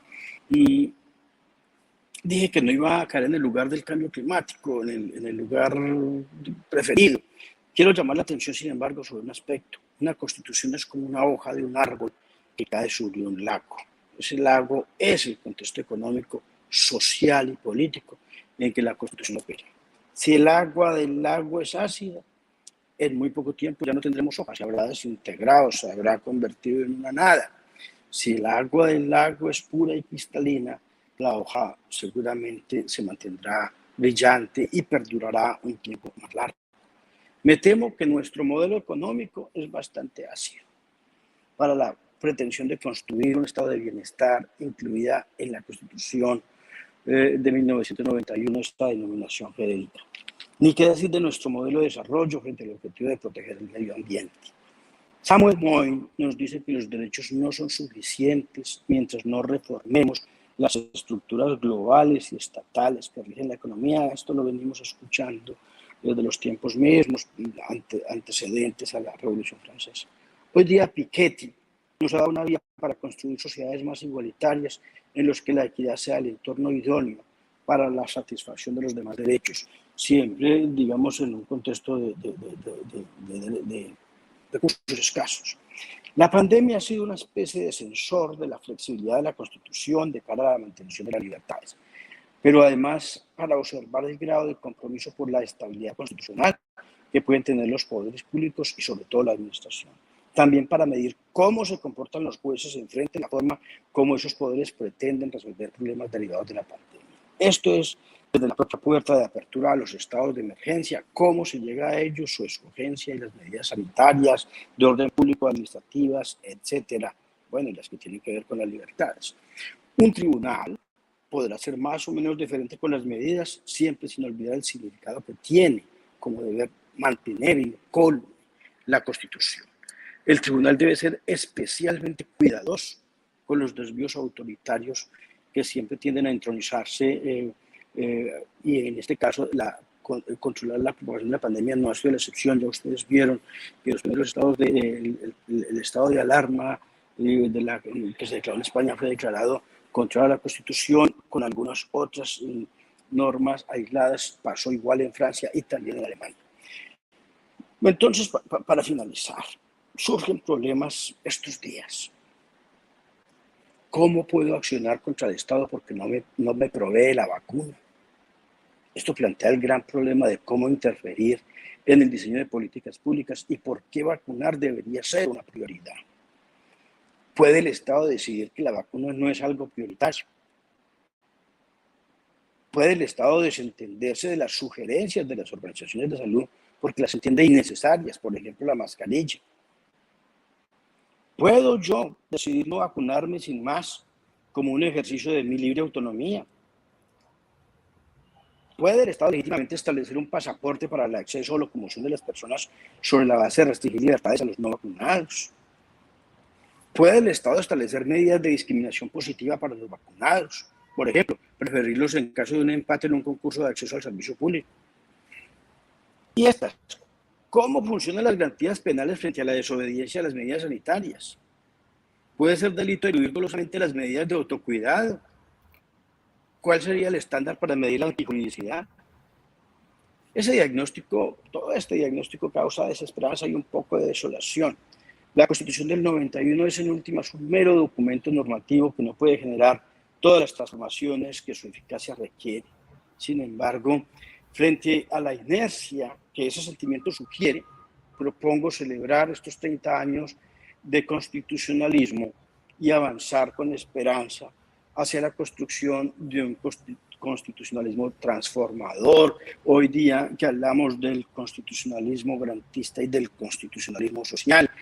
Y por eso el nacimiento digamos, la proliferación del término atribuible a ciertos tribunales, de activistas, que tiene un profundo sabor peyorativo, al decir, por ejemplo, de Atienza, pero que entre nosotros no se ve como casi algo obligacional. Es decir, un juez en un contexto de derechos como este, que no es activista, en realidad pues es un juez que seguramente estará muy bien pensado para que trabaje en Noruega, pero que con seguridad no casa aquí, por mucho y por muy a veces debatible que sea el giro activista y activismo judicial. Yo todavía prefiero mantenerme en esa línea de que si el juez no pretende ejercer un poder transformador, el juez constitucional, un poder transformador de su sociedad, pues simplemente en lo que se convertirá de pronto será en un simple amanuense del poder, sin más posibilidades de realización vital que la de solucionar sus propias necesidades estomacales a través de los salarios mensuales que le llegarán a sus cuentas. Muchas gracias por esta oportunidad. Espero haber utilizado justamente los 20 minutos que me concedió el profesor Velázquez y agradezco muchísimo que me hayan esperado y que además me hayan dejado decir 3 cosas que siempre quisiera poder tener un escenario donde compartirlas. Muchas gracias, Jimmy, y a la Universidad del Norte por siempre recibirme con especial afecto. Muchas gracias. Muchas gracias a usted, doctor José Fernando Reyes Cuartas, por su intervención muy excelente, como decimos, donde toca a usted unos aspectos muy importantes, relevantes. Esperemos que si hay algunas preguntas que quiera hacer el público, las planteen de inmediato. Hay una pregunta que está retrasada, que tiene que ver con lo que plantearon el doctor Luis y el doctor Sandoval, que es la siguiente, que yo pienso que ya esa pregunta pues prácticamente ha sido resuelta, pero que sobre la cadena perpetua, que parafraseándola, la pregunta dice: si la mayoría de la población colombiana exige la implementación de la pena de cadena perpetua o pena de muerte, ¿cómo así que el derecho penal camina no en el sentido de la voz popular, sino en el sentido contrario? Esa es la pregunta, doctores.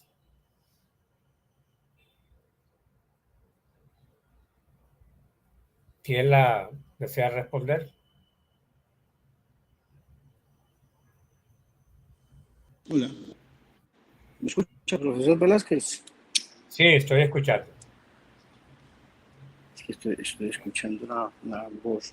Bueno, yo no sé si, es que no escuché al final, si la pregunta era para mí o para Jimmy, que estaba hablando del asunto. La pregunta es general, doctor Reyes, puede contestarla cualquiera, tiene que ver con algo muy puntual.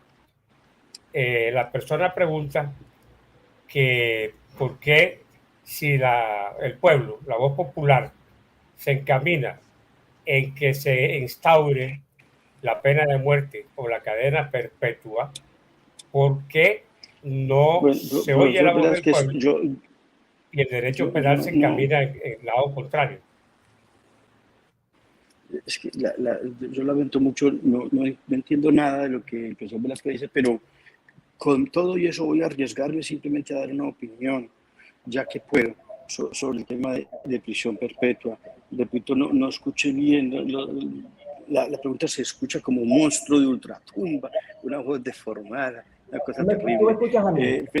Ahí sigo escuchándolo, no sé, me causa... No, es el sistema el que está molestando. Si quiere me chatea, profesor. Hay un eco aquí.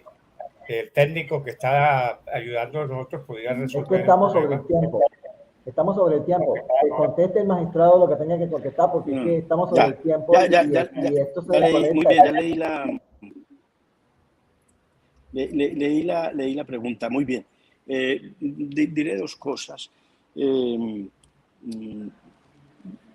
sobre eso. Yo creo que en los estudios sociológicos y en la criminología en general desde siempre se han hecho suficientes estudios que muestran cómo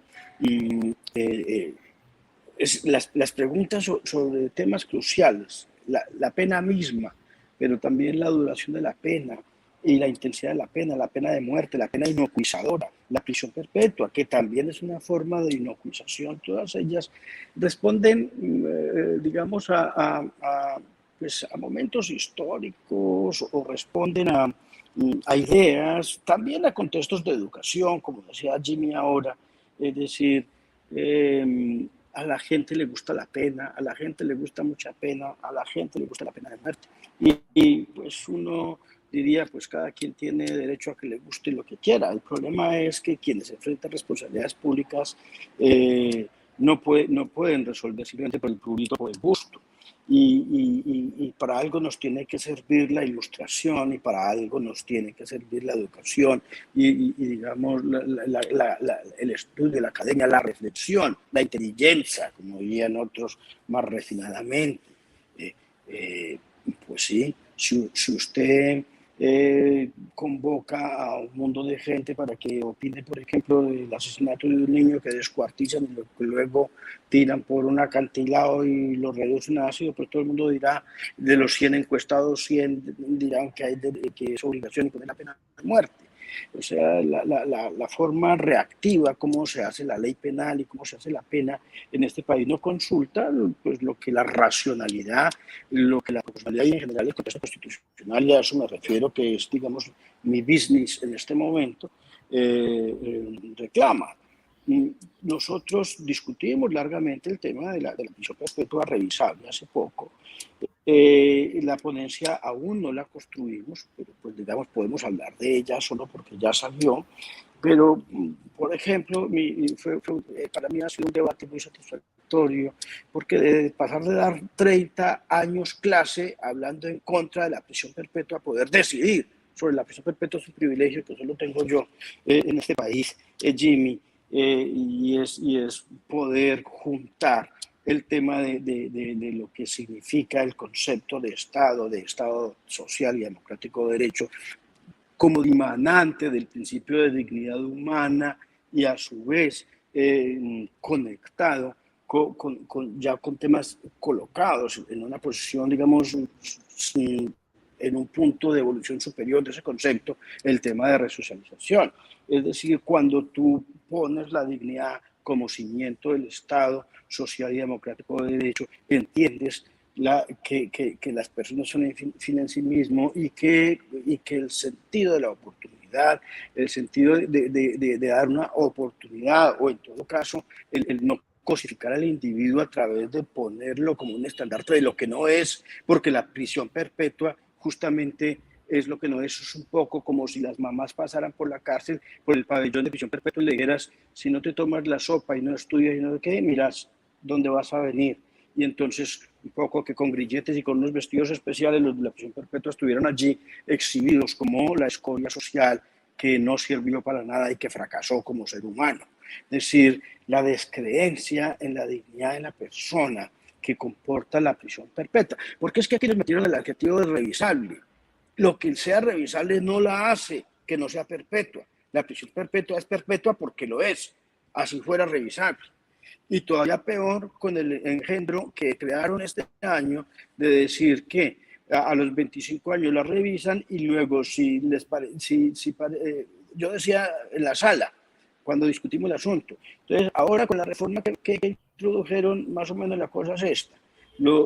Ya se pasaron los 25 años que dice el acto legislativo. Le tenemos dos noticias, buena y una mala.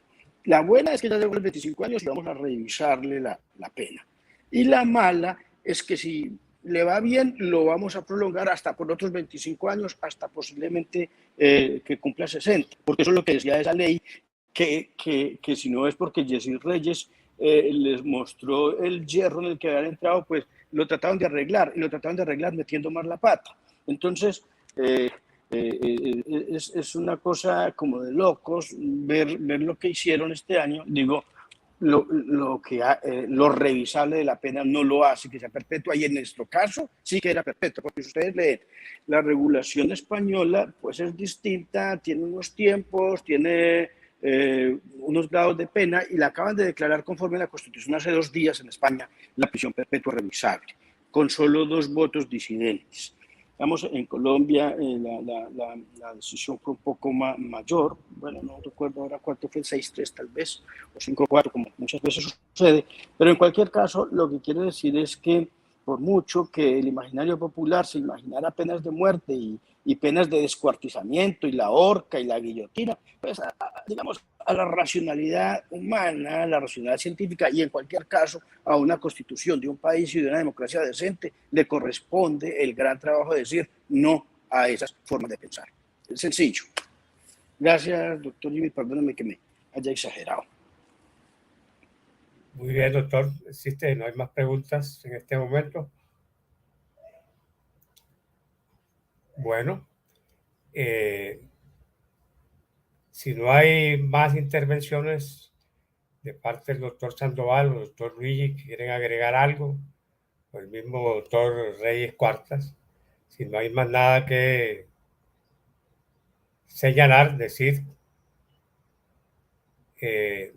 damos por terminado el evento y agradecemos a todos ustedes, especialmente al doctor José Fernando Reyes, al público, al doctor Jaime Sandoval, por este espacio tan rico en cosas para la vida, digamos así. No solamente es para el derecho y para la crítica y para la política, sino para la vida. Estas son cosas que enseñan y que producen un efecto real en la gente que las escucha. De manera pues que entonces no me queda más sino dar por terminado el evento y nuevamente agradecer a todos ustedes su participación. Muchas gracias. Gracias, profe. Gracias a todos. Los siguientes contenidos de Uninorteco te pueden interesar. No olvides suscribirte a nuestro canal.